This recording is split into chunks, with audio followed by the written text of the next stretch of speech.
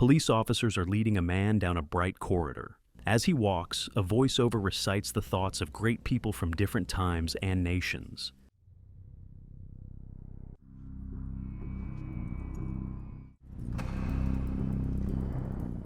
It later turns out that he is being released from prison. So you can become the former. Several years later, he is riding in a car to a casino.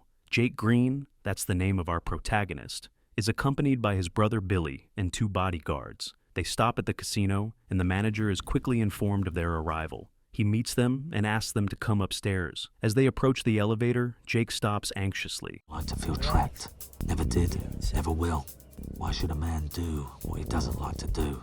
Jake prefers the stairs. He doesn't want to step into a confined space, but his friends persuade him. After all, it's a long walk up to the 20th floor. He finally steps into the elevator, sweating from fear. When they reach the floor, the manager says there are only 2 seats available at the gaming table. At the head of the table sits local crime boss Dorothy Macha, who runs the city's illegal gambling business. He greets Green and says he's heard about his improving fortunes, which makes no sense since Jake has only recently been released from prison. Then he asks what benefit Green could possibly bring him. He knows that by inviting Jake to the table, he might regret it.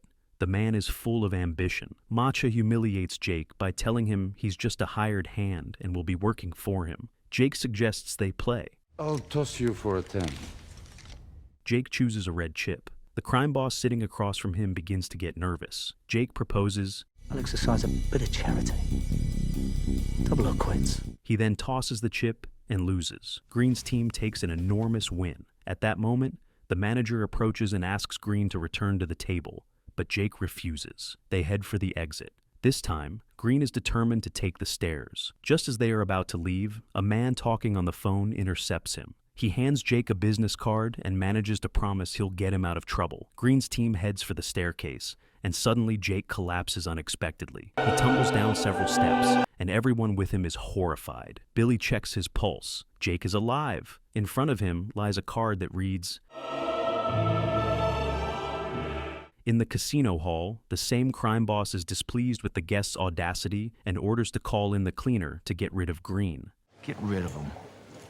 At the hospital, the doctor tells Jake that he doesn't know the cause of the fainting and suggests running tests. After that, they drive him to his home. As the men approach the door, Green suddenly sees a card identical to the one he received from the stranger at the casino. It reads, Pick it up. Green bends down, and at that moment, gunfire erupts. Jake's companions are killed, but the bullets miss him. Then a car pulls up, and his rescuer steps out. Providing covering fire, he orders Jake to jump into the car. He doesn't believe it. Such a thing has never happened before. Only thanks to the rescuer has Green stayed alive. Mr. Zack takes Green to a chess club, where he is introduced to his partner Avi, who hands over Jake's test results, which show that he is gravely ill and will die within 3 days. Avi and Zack say they can save him, but they won't do it for free. Jake grows wary. He thinks they're trying to scam him, and the 2 men lay out their conditions. First, he will have to hand over absolutely everything he owns. Second, he must follow their instructions to the letter, without arguing or objecting. He can verify the test results, but he has only 3 hours. After that,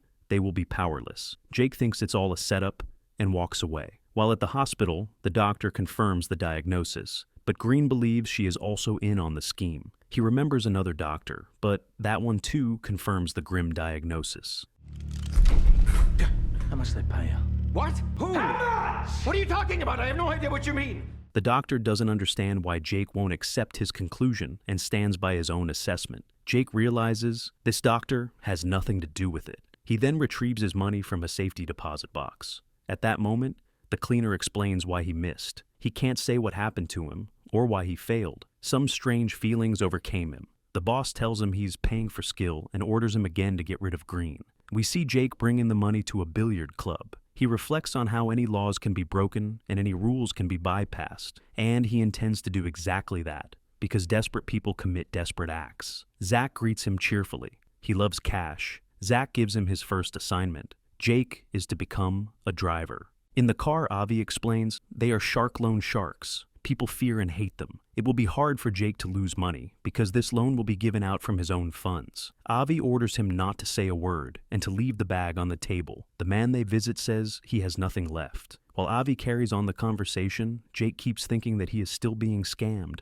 According to them, his death sentence has already been signed. He realizes there is no turning back. After a nod, Jake sets the bag of cash on the table. On the way, Zach asks about his relationship with Matcha. Green recalls that back in the day, Matcha employed 3 clowns known as the 3 Eddies, loud, arrogant, stupid guys. They oversaw illegal games held throughout the city. Matcha lost one of his men on the eve of a big game. The Eddies learned about Green and thought he would do, but Jake refused. Then they started putting pressure on his brother's family. To get them to back off, Green was forced to sit down at the gaming table. But tell me, does your from a donkey? Very funny, George. This one will make you laugh. Gunfire broke out, and the money vanished. 2 weeks later, someone tipped off the police about Green, and he was arrested. The 3 Eddies figured Jake might crack, so they came to his brother's family. His mother, rushing to protect her newborn granddaughter, was struck by a stray bullet. His brother lost his wife, and his daughter was left without a mother. Green lost his sense of humor, and 7 years of his life, because he never revealed that it was Matcha who had organized that game. Soon after, the 3 men angered Matcha himself. He chopped them up and used them to reinforce the foundation of his house. Now, Matcha would have to pay for everything, because nothing hurts more than the loss of money and self-respect. Nothing hurts more than humiliation and a little money loss. Debtors arrive at Zach and Avi's office, asking for more time to gather the money. By evening, Jake is taken to a cheap motel on the edge of the city. Matcha arrives for a meeting with the mysterious Mr. Gold, but instead his assistant, Walker, shows up. She enters the hall with her bodyguards and speaks about the seriousness of the task. Matcha assures her the powder will be ready by Friday.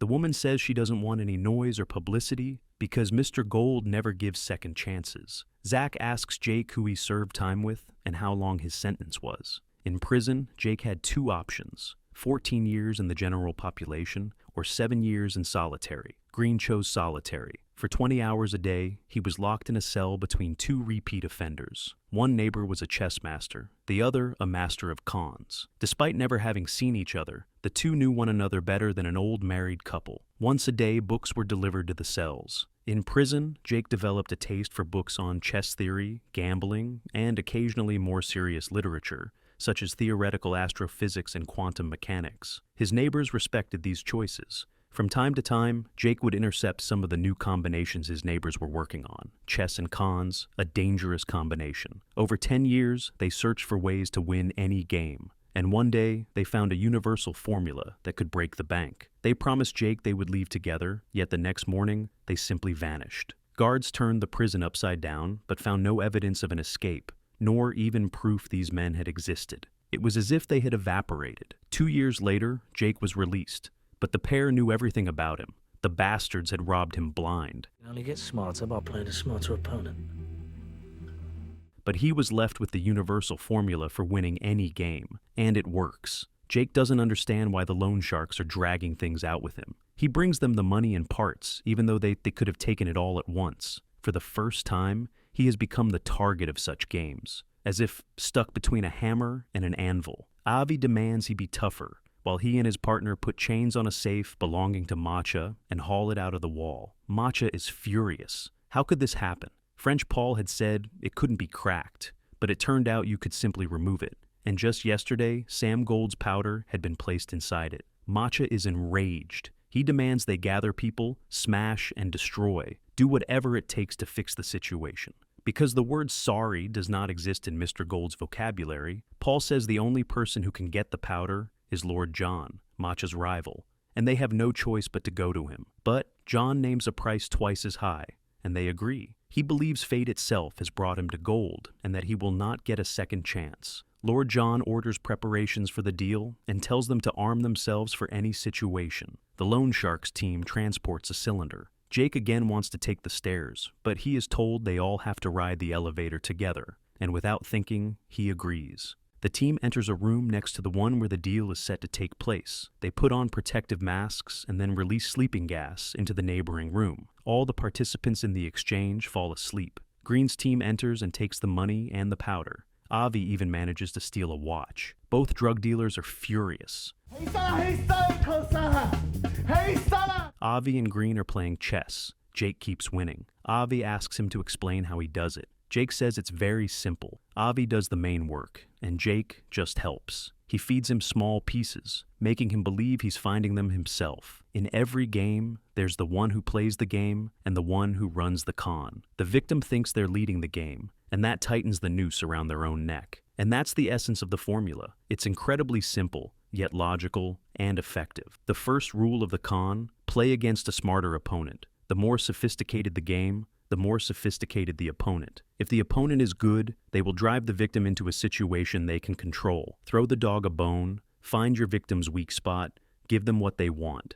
This way, the opponent distracts their victim, while they writhe in the grip of their own greed. The older and more widespread the con, the easier it is to pull off. People think no one would fall for something so well known. And finally, when the victim starts doubting whether their opponent is truly their equal, they're actually doubting their own intelligence. But no one will admit that, not even to themselves. Green wins again. Avi says he won't play with him anymore. I ain't playing you again.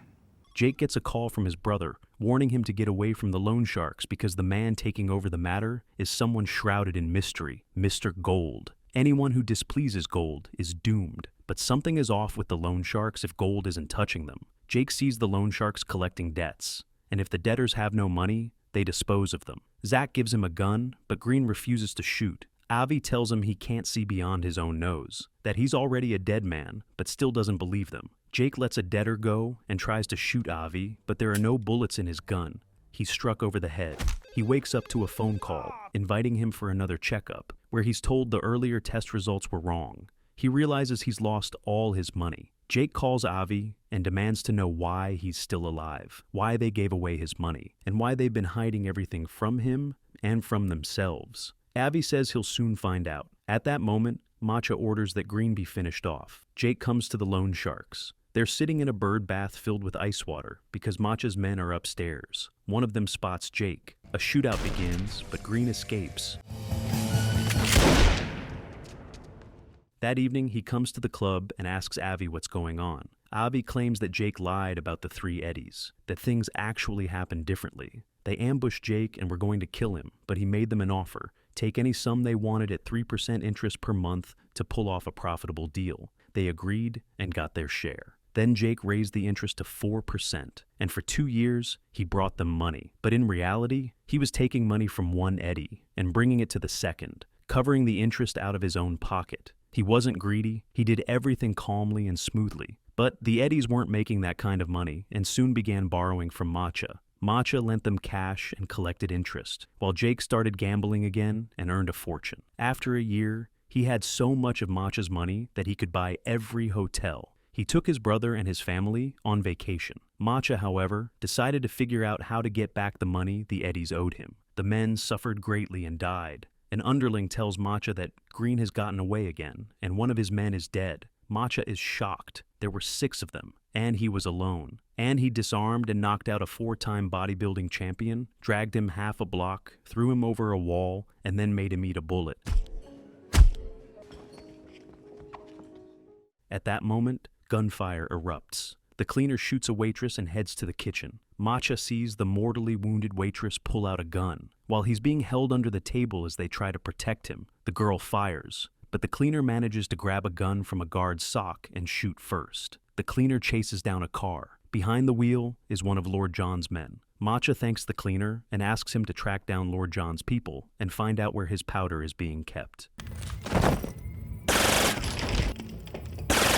The cleaner drills a hole in a storage room. Jake turns to the loan sharks. They remind him of the rules of the game. He's been hearing a voice inside for a long time. And who exactly is Mr. Gold? He hides inside everyone's head, in the one place no one will ever look. Everyone participates in his game, but no one realizes it. The whole world around them is his. He decides what to do and when. He hides behind human pain and behind every crime ever committed. The cleaner pushes his gun through the prepared hole and shoots Lord John. The loan sharks have forced Jake to start a game with the only real enemy he has, though Jake thinks of him as his best friend and protector. But with what is he protecting him, and where is the place he hides? Right where Jake won't think to look. Green must understand the source of his pain, and he will win this game. The more power he gains in Gold's world, the less he has in the real one. The voice in Jake's head reminds him again. The longer you listen, the sweeter the words, and urges him not to listen to the loan sharks. Matcha sleeps. Green comes into his room. The inner voice advises him to kill Matcha and laughs at him. Inside his head, a battle rages. One voice says to kill Matcha. The other demands an apology. He swings between threatening and asking for forgiveness. Jake wrestles with himself and ultimately leaves. Matcha is stunned. He has no idea what's going on. Jake leaves the room and rides the elevator. There, he comes face to face with his ego, Mr. Gold, who is furious that he's losing control over the body. The ego tells Jake he'll die in his cage, and Jake finally admits he hears him. The voice cajoles and threatens. Jake must trust no one but him, and he won't let Jake get rid of him because he is Jake. But Jake no longer obeys him. He will control himself. The elevator doors open, and standing there is Matcha with a gun, enraged and terrified, because Green feels no fear. For perhaps the first time, Matcha cannot control the situation.